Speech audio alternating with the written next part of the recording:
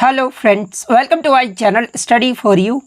सो guys, आज की इस वीडियो में हम लोग देखने वाले हैं जो आपका बिहार पुलिस कांस्टेबल का एग्ज़ाम होने वाला है 7 अगस्त से। उसके लिए टॉप मोस्ट इम्पॉर्टेंट क्वेश्चंस को जो है इस वीडियो में डिस्कस करने वाले हैं। तो जो भी कैंडिडेट्स इस बार बिहार पुलिस कांस्टेबल का एग्ज़ाम देने वाले हैं, मैं आपको 100% ये गारंटी देता हूँ कि आपके बिहार पुलिस कांस्टेबल के एग्ज़ाम में यहाँ से प्रश्न ज़रूर पूछे जाएंगे। तो वीडियो को जो है लास्ट तक जरूर देखिएगा। और आपसे रिक्वेस्ट करता हूं, अभी तक आपने मेरे चैनल को अगर सब्सक्राइब नहीं किया है तो बिहार पुलिस कांस्टेबल एग्ज़ाम से रिलेटेड पल पल की अपडेट के लिए जो है चैनल को सब्सक्राइब ज़रूर कर दीजिएगा। और बगल में ही आपको एक बेल आइकन यानी घंटे का निशान भी दिख रहा होगा, तो आप उसे भी जो है ज़रूर प्रेस कर दीजिएगा। तो चलिए वीडियो को स्टार्ट करते हैं। पहला क्वेश्चन है कि निम्न में से महात्मा गांधी का भारत में पहला सत्याग्रह कौन सा था। तो देखिए, महात्मा गांधी का भारत में जो पहला सत्याग्रह था ना, ये चंपारण सत्याग्रह था। और ये चंपारण सत्याग्रह कब हुआ था? तो ये 1917 में बिहार के चंपारण जिले से हुआ था। तो चंपारण सत्याग्रह आपका यहाँ पे करेक्ट आंसर हो जाएगा। नेक्स्ट क्वेश्चन आपका यहाँ पर है कि चंद्रगुप्त मौर्य ने जो है मगध की सत्ता ये जो किसकी सहायता से प्राप्त की थी। तो देखिए, चंद्रगुप्त मौर्य ने जो है मगध की सत्ता जो है ना, ये चाणक्य की सहायता से प्राप्त किए थे। तो चाणक्य जो है आपका यहाँ पे करेक्ट आंसर हो जाएगा। आपको मैं बता दूं कि चाणक्य का जो अन्य नाम होता है ना, वो कौटिल्य या विष्णुगुप्त, ये जो है चाणक्य का अन्य नाम है। और यहाँ से एक क्वेश्चन और पूछा जाता है कि अर्थशास्त्र जो पुस्तक है ना, वो किसके द्वारा लिखा गया है। तो देखिए, अर्थशास्त्र जो पुस्तक है ये चाणक्य के द्वारा लिखा गया है। तो ये भी आपको याद रखना है। नेक्स्ट क्वेश्चन आपका यहाँ पर है कि पानीपत का तृतीय युद्ध ये जो है किसके बीच लड़ा गया था। तो देखिए, ये जो पानीपत का तृतीय युद्ध हुआ था ना, ये कब हुआ था? तो 1761 ईस्वी में हुआ था। और किनके मध्य लड़ा गया था? तो ये अफगान एवं मराठा के मध्य लड़ा गया था। तो अफगान एवं मराठा जो आपका यहाँ पे करेक्ट आंसर हो जाएगा। और यदि एग्जाम में क्वेश्चंस पूछा जाए कि पानीपत का तृतीय युद्ध जो है ये कब हुआ था, तो ये आपका 1761 ईस्वी में लड़ा गया था। तो ये भी आपको याद रखना है। नेक्स्ट क्वेश्चन आपका यहाँ पर है कि अशोक के स्तंभ जो लेख बिहार के किस जिले से प्राप्त हुआ है। तो देखिए, ये जो अशोक के स्तंभ लेख है ना, ये बिहार के चंपारण जिले से प्राप्त हुआ है। तो चंपारण आपका यहाँ पे करेक्ट आंसर हो जाएगा। नेक्स्ट क्वेश्चन आपका यहाँ पर है कि तृतीय बौद्ध संगति का आयोजन ये जो किसके शासन काल में हुआ था। तो देखिए, मैं आपको बता दूं कि टोटल जो आपके 4 बौद्ध संगति हुई थी। ठीक है, प्रथम जो बौद्ध संगति हुआ था वो कहाँ पर हुआ था? तो राजगिरी में हुआ था। ठीक है, सेकंड जो आपका बौद्ध संगति हुआ था वो कहाँ पर हुआ था? तो वैशाली में हुआ था। ठीक है, तो ये भी आपको याद रखना है। और थर्ड जो आपका बौद्ध संगति हुआ था ना, वो आपका कहाँ पर हुआ था? तो पाटलिपुत्र में हुआ था। ये भी क्वेश्चन पूछा जाता है एग्जाम में।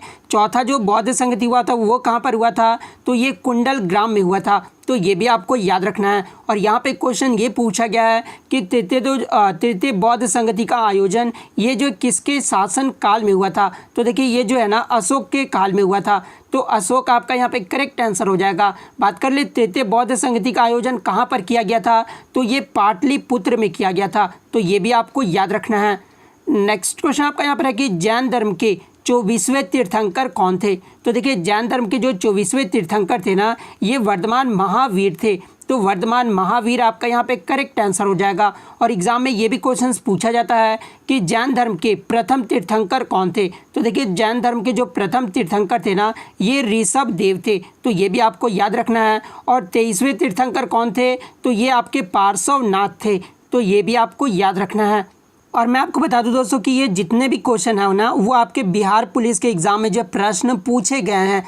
नेक्स्ट क्वेश्चन आपका यहाँ पर है कि गौतम बुद्ध ने अपने सर्वाधिक उपदेश जो ये कहाँ दिए थे। तो देखिए, गौतम बुद्ध ने जो सबसे ज़्यादा उपदेश जो है ना, ये श्रावस्ती में दिए थे। तो श्रावस्ती आपका यहाँ पे करेक्ट आंसर हो जाएगा। और यहाँ से एक प्रश्न और पूछा जाता है कि गौतम बुद्ध ने अपना प्रथम उपदेश जो ये कहाँ दिए थे।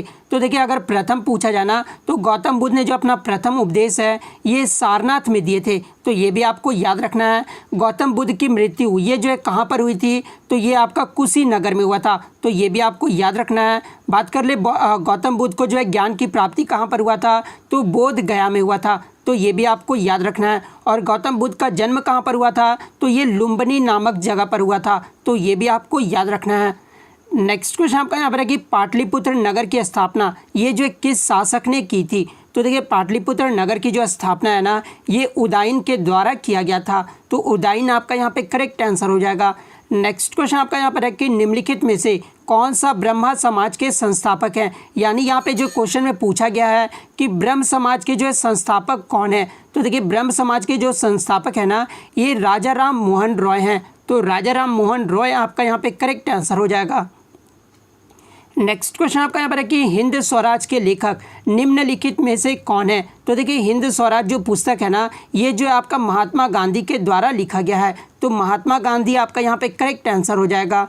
नेक्स्ट क्वेश्चन आपका यहाँ पर है कि निम्नलिखित में से कौन 1905 में जो है बंगाल विभाजन के समय भारत का वायसराय था, तो देखिए बंगाल विभाजन कब हुआ था, तो ये 1905 ईस्वी में हुआ था और उस समय जो भारत के वायसराय थे ना वो लॉर्ड कर्जन थे, तो लॉर्ड कर्जन जो आपका यहाँ पे करेक्ट आंसर हो जाएगा। नेक्स्ट क्वेश्चन आपका यहाँ पर है कि किताब उल हिंद ये जो पुस्तक है ये किसके द्वारा लिखा गया है, तो देखिए ये जो किताब उल हिंद पुस्तक है ना ये अल बरूनी के द्वारा लिखा गया है, तो अल बरूनी आपका यहाँ पे करेक्ट आंसर हो जाएगा। यहाँ से एक प्रश्न और पूछा जाता है कि अल बरूनी ये जो है किसके साथ जो है भारत आया था, तो देखिए ये जो अल बरूनी था ना ये मोहम्मद गजनवी के साथ जो है भारत आया था, तो ये भी आपको याद रखना है। नेक्स्ट क्वेश्चन आपका यहाँ पर है कि शेरशाह सूरी का मकबरा जो ये कहाँ पर स्थित है, तो देखिए ये जो शेरशाह सूरी का मकबरा है ना ये बिहार के सासाराम में स्थित है, तो सासाराम आपका यहाँ पे करेक्ट आंसर हो जाएगा। और ये जो है सूर्यवंश का संस्थापक था, तो ये भी आपको याद रखना है कि शेरशाह सूरी जो किस वंश का संस्थापक था, तो ये सूर्यवंश का संस्थापक था। नेक्स्ट क्वेश्चन आपका यहाँ पर है कि मेगास्थनीज किसके शासनकाल में जो है भारत आया था, तो देखिए ये जो मेगास्थनीज था ना ये चंद्रगुप्त मौर्य के जो है शासनकाल में भारत आया था, तो चंद्रगुप्त मौर्य जो आपका यहाँ पे करेक्ट आंसर हो जाएगा। बात कर ले चंद्रगुप्त मौर्य का जो एक प्रसिद्ध पुस्तक का नाम क्या है, तो इंडिका नामक जो पुस्तक है ना ये चंद्रगुप्त मौर्य के द्वारा लिखा गया है, तो ये भी आपको याद रखना है। सॉरी यहाँ पे गलती से बोला गया, ठीक है। मैं आपको बता दूं कि ये जो इंडिका नामक पुस्तक है ना ये आपका मेगास्थनीज के द्वारा लिखा गया, ठीक है, तो आप करेक्ट कर लेना, चंद्रगुप्त मौर्य नहीं होगा, ठीक है। इंडिका जो नामक पुस्तक है ये मेगास्थनीज के द्वारा लिखा गया है। नेक्स्ट क्वेश्चन आपका यहाँ पर है कि विक्रमशिला विश्वविद्यालय के संस्थापक कौन थे, तो देखिए विक्रमशिला विश्वविद्यालय के जो संस्थापक थे ना ये धर्मपाल थे, और ये धर्मपाल किस वंश के थे, तो ये भी आपको याद रखना है कि ये जो है पाल वंश के थे, ठीक है, तो धर्मपाल आपका यहाँ पे करेक्ट आंसर हो जाएगा। नेक्स्ट क्वेश्चन आपका यहाँ पर है कि बोध गया के महाबोधि वृक्ष को जो है क्षति पहुँचाने वाला शासक कौन था, यानी जो है महाबोधि वृक्ष को जो है काटने वाला शासक कौन था, तो ये जो है शशांक था, तो शशांक आपका यहाँ पे करेक्ट आंसर हो जाएगा। नेक्स्ट क्वेश्चन आपका यहाँ पर है कि चीनी यात्री फाहियान जो ये किसके शासनकाल में पाटलिपुत्र आया था, तो देखिए ये जो चीनी यात्री फाहियान था ना ये चंद्रगुप्त द्वितीय के शासनकाल में जो पाटलिपुत्र आया था, तो चंद्रगुप्त द्वितीय जो आपका यहाँ पे करेक्ट आंसर हो जाएगा। नेक्स्ट क्वेश्चन आपका यहाँ पर है कि नालंदा विश्वविद्यालय को किसने ध्वस्त किया था, तो देखिए नालंदा विश्वविद्यालय को जो ध्वस्त है ना ये बख्तियार खिलजी ने किया था, तो बख्तियार खिलजी जो आपका यहाँ पे करेक्ट आंसर हो जाएगा। नेक्स्ट क्वेश्चन आपका यहाँ पर है कि प्रथम स्वतंत्रता संग्राम में जो है बिहार का नेतृत्व करने वाला नेता कौन था, तो देखिए बिहार का नेतृत्व जो किए थे ना स्वतंत्रता संग्राम में ये कुंवर सिंह ने किए थे, तो कुंवर सिंह आपका यहाँ पे करेक्ट आंसर हो जाएगा। नेक्स्ट क्वेश्चन आपका यहाँ पर है कि एड्स जो है निम्न कारणों में से किसके द्वारा होता है, तो देखिए ये जो एड्स होता है ना ये विषाणु के द्वारा होता है, यानी वायरस के द्वारा होता है, तो विषाणु आपका यहाँ पे करेक्ट आंसर हो जाएगा। नेक्स्ट क्वेश्चन आपका यहाँ पर है कि आर्द्रता ये जो किस उपकरण से मापी जाती है, तो देखिए आर्द्रता को जो इंग्लिश में ना वो ह्यूमिडिटी कहा जाता है, तो देखिए ह्यूमिडिटी जो है ये आपका हाइग्रोमीटर से मापा जाता है, तो हाइग्रोमीटर जो आपका यहाँ पे करेक्ट आंसर हो जाएगा। बात कर ले पानी ये जो किससे मेज़र किया जाता है, तो ये हाइड्रोमीटर से मेज़र किया जाता है, तो ये भी आपको याद रखना है। और एक्सट्रीमली हाई टेम्परेचर को जो किससे मेज़र किया जाता है, तो देखिए एक्सट्रीमली जो हाई टेम्परेचर होता है ना उसे जो है पायरोमीटर से जो है मेज़र किया जाता है, तो ये भी आपको याद रखना है। दूध की शुद्धता ये जो किससे मापी जाती है, तो ये लैक्टोमीटर से मापा जाता है, तो ये सारे फैक्ट जो आपको याद रखना है क्योंकि कहीं से भी जो आपका एग्ज़ाम में प्रश्न पूछा जा सकता है। नेक्स्ट क्वेश्चन आपका यहाँ पर है कि दाब की इकाई क्या होती है, दाब की जो इकाई होता है ना वो आपका न्यूटन पर मीटर स्क्वायर होता है, क्योंकि जो प्रेशर की यूनिट होती है वो आपका 2 यूनिट होता है, एक तो आपका पास्कल होता है और एक आपका जो न्यूटन पर मीटर स्क्वायर होता है। जैसे प्रेशर का इक्वेशन आपको पता होना चाहिए क्या होता है, तो प्रेशर का जो इक्वेशन होता है ना वो फोर्स बाय एरिया होता है, और फोर्स का ऐसा यूनिट क्या होता है तो न्यूटन होता है, और एरिया का क्या होता है तो मीटर स्क्वायर होता है। तो न्यूटन पर मीटर स्क्वायर ये जो है प्रेशर की इकाई होती है। तो ऑप्शन ए जो है आपका यहाँ पे करेक्ट आंसर हो जाएगा। नेक्स्ट क्वेश्चन आपका यहाँ पर है दोस्तों कि एक सामान्य शुष्क सेल में विद्युत अपघटक क्या होता है, यानी जो एक सामान्य जो ड्राई सेल होते हैं ना उसमें जो विद्युत अपघटक होता है वो अमोनियम क्लोराइड होता है। तो अमोनियम क्लोराइड जो आपका यहाँ पे करेक्ट आंसर हो जाएगा। और एग्जाम में अगर आपसे अमोनियम क्लोराइड का जो सूत्र पूछा जाए तो ये भी आपको याद रखना है कि अमोनियम क्लोराइड का जो सूत्र होता है ना वो NH4Cl होता है। नेक्स्ट क्वेश्चन आपका यहाँ पर है कि डायनेमो क्या कार्य करता है, यानी जो किस ऊर्जा को किस ऊर्जा में परिवर्तित करता है। तो देखिए ये जो डायनेमो है ना ये यांत्रिक ऊर्जा को जो है वैद्युत ऊर्जा में परिवर्तित करता है। तो ऑप्शन बी आपका यहाँ पे करेक्ट आंसर हो जाएगा।